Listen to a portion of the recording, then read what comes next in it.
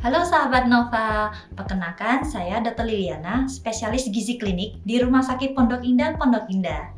Nah, hari ini kita ingin membahas mengenai tips untuk berpuasa Ramadan yang aman dan nyaman. Baik, kita lihat ya tips berikut.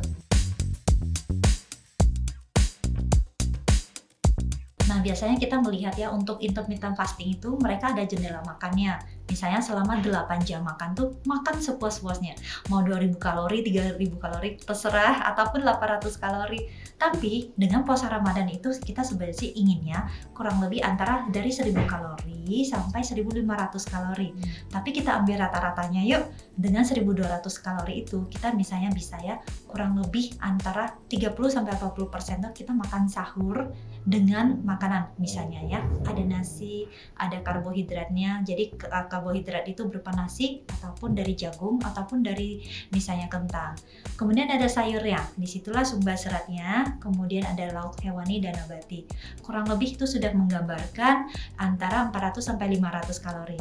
Itu sudah termasuk untuk keseharian itu antara 30 sampai 40%. Sisanya itu pada saat kita berbuka puasa, kita nggak boleh sebanyak-banyaknya, nggak bisa juga sih. Kalau bisa kita cicil berbuka puasa dengan manis, misalnya pada saat berbuka puasa kita dengan kurma, dengan aneka rumput laut, kemudian juga ada tambahan misalnya inginnya ada tambahan misalnya susu ataupun misalnya buah-buahan, itu bisa kurang lebih 200 sampai 300 kalori. Nah, sisanya kita lengkapi dengan menu makan utama dalam bentuk misalnya ya ada yang masih senang makan dengan nasi, boleh diteruskan saja seperti makanan saat sahur. Nah, dengan demikian keseluruhan kalori itu bisa tercapai setidaknya antara 1000 sampai 1500 kalori. Tapi itu tergantung dari masing-masing. Ada yang memang butuhnya sedikit saja udah cukup, ada juga yang butuhnya dia lebih banyak. Nah, dari lebih banyak itu terutama untuk misalnya ada yang keperluan untuk puasa bagi yang kebutuhan khusus, misalnya kebutuhan sedang hamil tapi masih ingin puasa. Kemudian ada juga yang misalnya ada sakit tapi dengan penyakit itu dia masih terkontrol, itu masih bisa, tapi biasanya kita tambahkan juga dari segi kalorinya.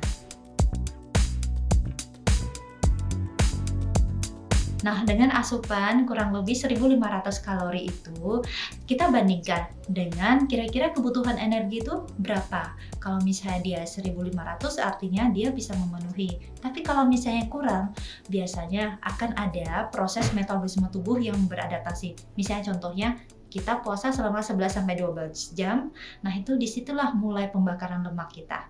Nah, pembakaran lemak itu salah satu sebagai sumber cadangan energi supaya kita tetap bisa fit selama menjalani puasa.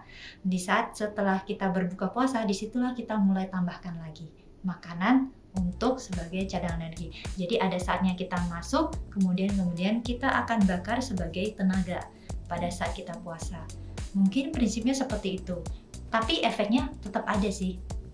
Ada berat badan yang menurun, kira-kira 5% di minggu pertama dan minggu kedua, tapi setelah itu biasanya akan ada efek lainnya. Misalnya ya, kalau misalnya kita selama 3 minggu atau 4 minggu puasa itu, kita periksa gula darahnya, kita periksa profil lipidnya atau dari lemak tubuhnya, biasa kelihatan sih. Dari kolesterol jahatnya tuh akan berkurang sedikit dibandingkan yang tidak puasa, kemudian juga dari pengaruh dari gula darah.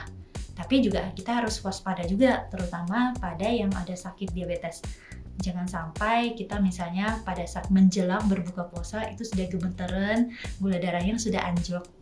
Nah, kemudian juga pada saat berbuka puasa kita harus berjaga-jaga, jangan sampai ini makanan itu sampai berlebihan. Nah, itu adalah tips pada saat kita berbuka dan sahur supaya tetap bagus gula darahnya dan nanti efek manfaat kesehatannya tetap ada, terutama untuk masalah lemak darah. Oke. Nah, kalau untuk menu sahur itu sebenarnya sih mengikuti kebiasaan makanan dari masyarakat sehari-hari sih. Misalnya, kalau misalnya kita di Asia Tenggara, seperti di Indonesia, kita biasanya senangnya makan nasi.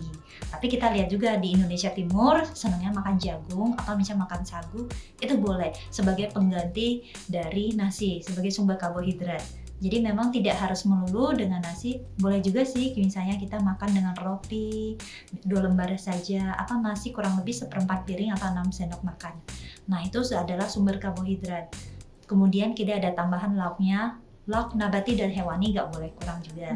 Jadi setidaknya kita ada 1 ekor ikan kembung, atau misalnya dari ayam, boleh dibuang kulitnya, kurang lebih antara paha atas dan paha bawah itu boleh sekaligus.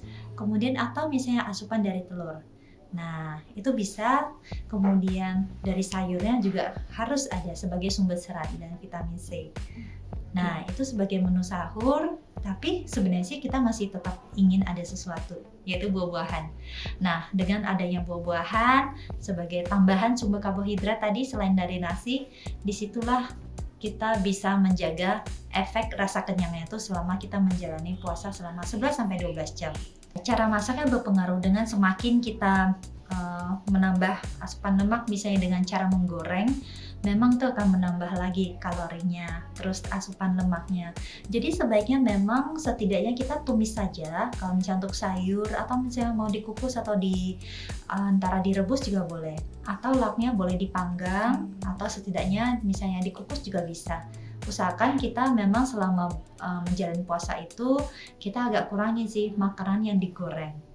Nah, seperti itu. Atau misalnya ada yang inginnya sayurnya dimasak bening juga bisa. Nah, dengan cara seperti itu jumlah kalori justru paling bagus untuk misalnya dengan tujuannya itu untuk menurunkan berat badan. Kemudian kita tidak lupa juga jumlah sayur atau serat tadi, dari sayur dan buah juga harus lebih banyak supaya sama juga tujuannya untuk efek kenyangnya lebih tahan lama.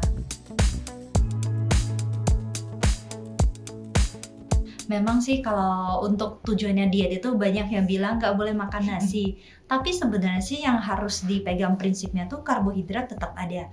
Karena kalau nggak ada nasi berarti dia sudah balik lagi menjadi diet keto.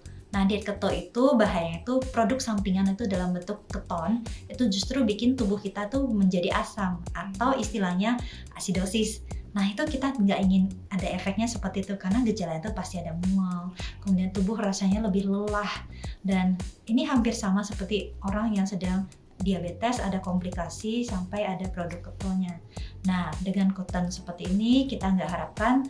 Dengan caranya itu tetap mengikuti pola diet seimbang. Mungkin nasi kalau misalnya untuk yang masih ingin sekali dengan diet seperti itu, boleh setidaknya hampir setengah dari tadi yang anjurannya itu.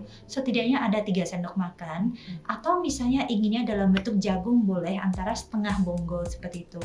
Nah, tambahan karbohidrat ini pasti akan memberikan sumber energi bagi tubuh selama menjalani puasa. Karena kalau misalnya tidak ada sama sekali karbohidrat, berarti tubuh mengandalkan apa?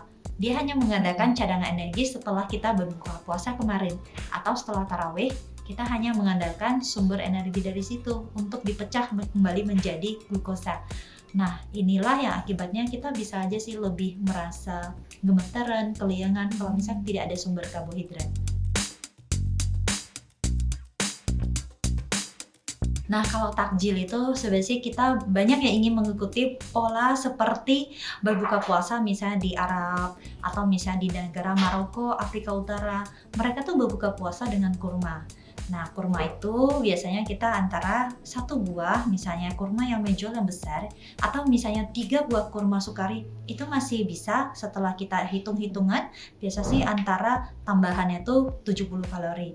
Nah, kemudian kita ingin yang segar-segar, karena setelah menjalani puasa inginnya haus sekali. Kita boleh misalnya dengan air es, nah di situ kita tambahkan misalnya es buah. Buahnya itu buah potong, tapi bukan yang di jus seperti itu, buah potong, kemudian santannya itu kita ganti dengan susu rendah lemak. Nah, itu bisa. Kemudian kita tambahkan lagi rumput laut. Ya, karena rumput laut itu kita masih hitungnya tuh masih 0 kalori. Jadi masih bebas kalori. Tambahannya itu misalnya ada tambahan misalnya agar-agar, rumput laut sama agar-agar kurang lebih sama.